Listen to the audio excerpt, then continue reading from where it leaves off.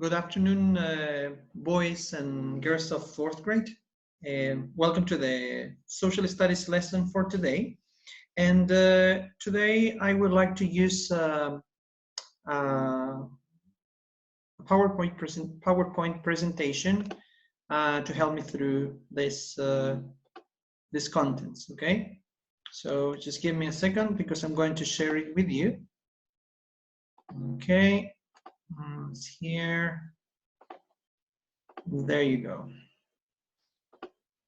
Okay. So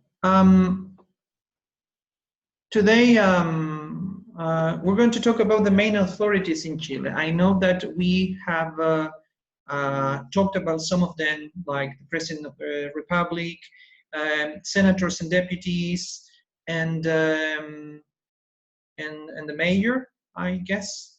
But today we're going deeper in different authorities in Chile. So today we will learn three things. The first one is we're going to identify the main authorities we have in our democratic republic. The second thing is why we have different authorities. What's the reason, all the reasons, and the responsibilities or functions of these authorities. So let's start. The first question it's important to answer is, why do we have different authorities? I mean, we have the president, senators, deputies, judges, mayors, councillors, intendants, governors, etc., etc., etc. So it's a mountain of authorities. But why? Why?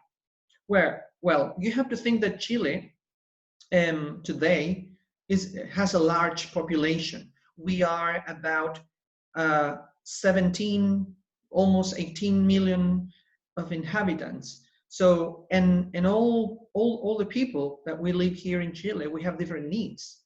So it's difficult to assist and to help, I mean, to a large population like that. So that's why we have different authorities that can help or represent, for example, the president in, for example, in different counties or different cities, etc. And another reason we have different authorities is because Chile is not a big country, but is a long country. Okay, so from Arica to Punta Arenas, we are such a long country, so it's difficult to connect and to assist the needs from people in the different regions. Our country was divided in 16 regions, so, and also it has a difficult geography. We have the mountains, we have the Cordillera de la Costa, we have fjords in the south, we have the desert in the north, etc., etc., etc. So that's why we have different authorities. And also another reason which is not here is when you're an authority, you have a certain amount of power. So when the power is distributed in different people, there is less chance to have corruption. And corruption is something that is not very bad, because corruption produces poverty. So instead of, for example, going the money to the real needs, like, for example, for hospital or the firemen, or more houses or more educations, more schools, that money can go to, for example, to a person that should not receive that money. So that is, for example, one type of corruption. Okay, so let's continue. Well, we're going to talk about a person we talked before, which is part of the executive branch. Okay, we will continue first with the executive branch authorities. The first is the President of the Republic. He is the highest authority. We talk about that. And the functions is he has to administer or manage the state of Chile. He can propose bills or new laws to the Congress, and he sets relations with other countries, for example, especially with our neighbor countries, Argentina, Peru, Bolivia, and those are the three countries. and also with the rest of the countries, especially big countries like China or the United States or the European Union or the United Kingdom. He can, another thing that is important is that he appoints the ministers, undersecretaries, and ambassadors. And it's important to say that he is an authority, that he is voted by democratic elections. Let's talk a little bit about the ministers. The ministers also belong to the executive branch, and the functions of them is help or assist the president on specific areas. They are in charge of a particular area which is important for people, and they are selected or appointed by the president itself. For example, on the photographs, you can see in the photograph to your right, President Piñera, and with the Minister of Labor or the Minister of Work, which is a woman who is Mrs. María José Saldívar. And the other minister is the Minister of the Treasury, el Ministro de Hacienda, and his name is Mr. Ignacio Briones. And to the left, in the photograph, you're going to see one minister who is Mr. Mañalich, sorry, the Minister of Health, el Ministro de Salud.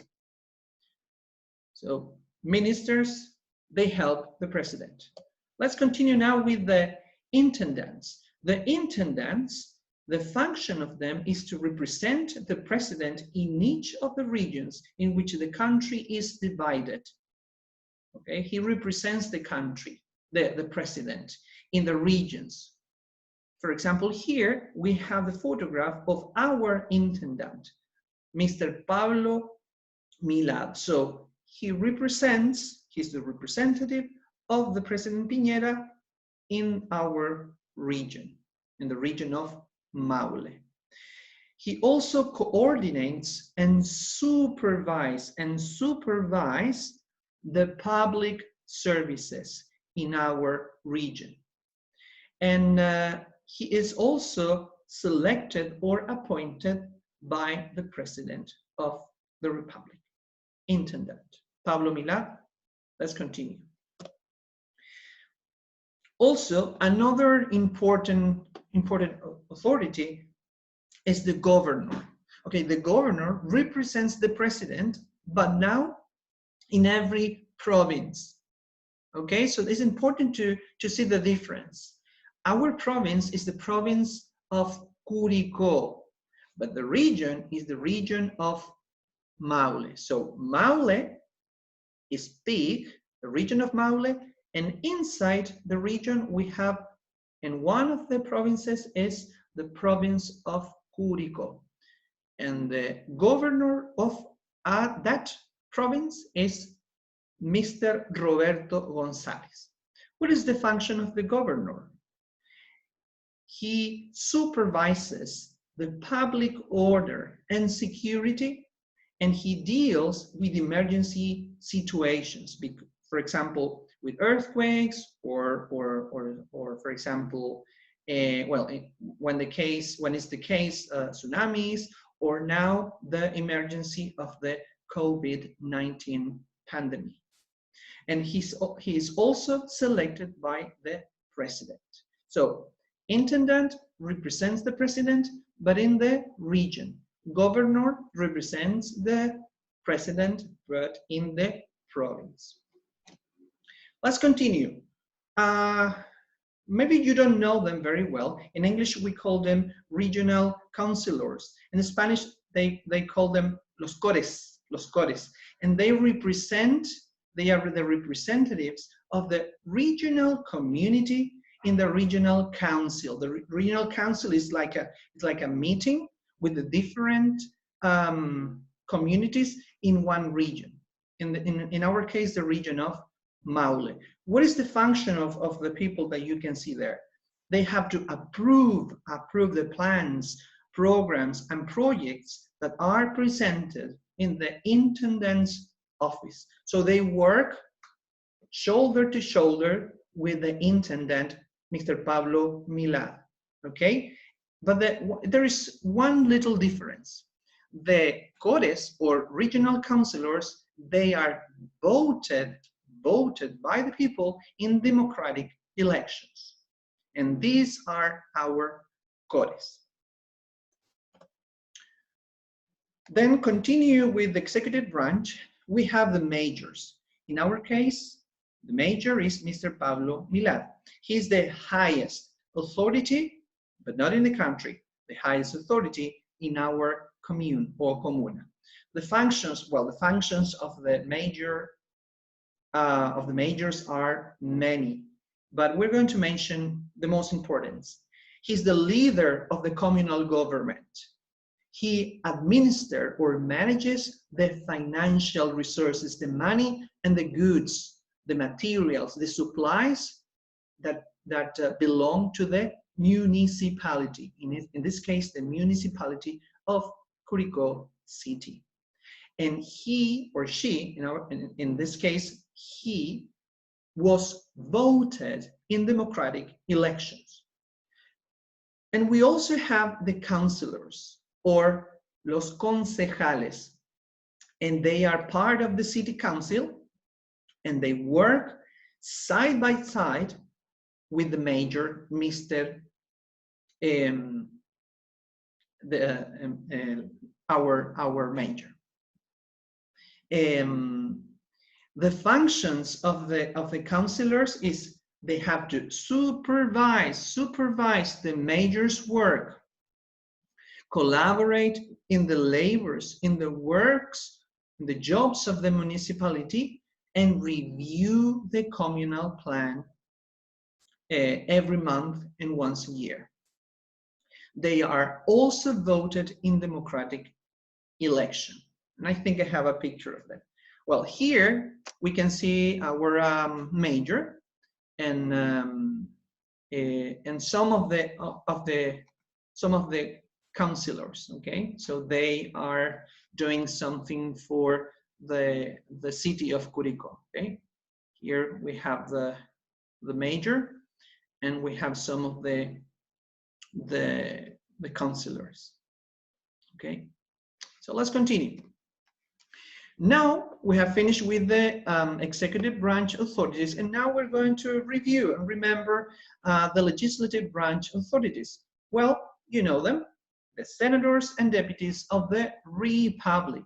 They are members of the National Congress, which they work in Valparaíso. The building is there.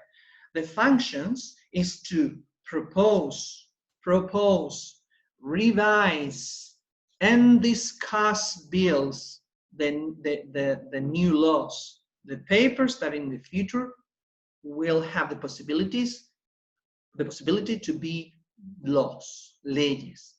They also approve, they say yes or no to international treaties. An international treaty, it's a document, a contract, for example, in terms of, or in aspects of the economy, that Chile can have or can establish with one or more than one country.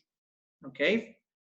And the senators and deputies of the Republic, they are also voted in democratic elections. The period of the senators is 8 years, and the deputies is the half, 4 years. Okay, and in here we can see the photographs and the names of our senators. I think there is a little mistake, but we have some of them. We have Mr. Castro, I think it's not here, Mr. Castro. Yeah, but we have Mr. Coloma, Rodrigo Galilea, Jimena Rincon, etc. And here we have some of the deputies, okay? Mr. Hugo Rey, who used to be mayor in Curicó, Mr. Florcita Motuda, etc. Mr. Paolo Lorenzini, etc. Okay, so this was my presentation. You have to do something with this. It's important to take notes of the important things in your notebook. So that is one of the homeworks. And there is something else I'm going to send in the program for tomorrow. So I hope this video can be useful for you, and review and check it out. You can do it more than once, so you can learn more about this. So stay positive, take notes, and any questions and any doubts, WhatsApp or email. Bye-bye.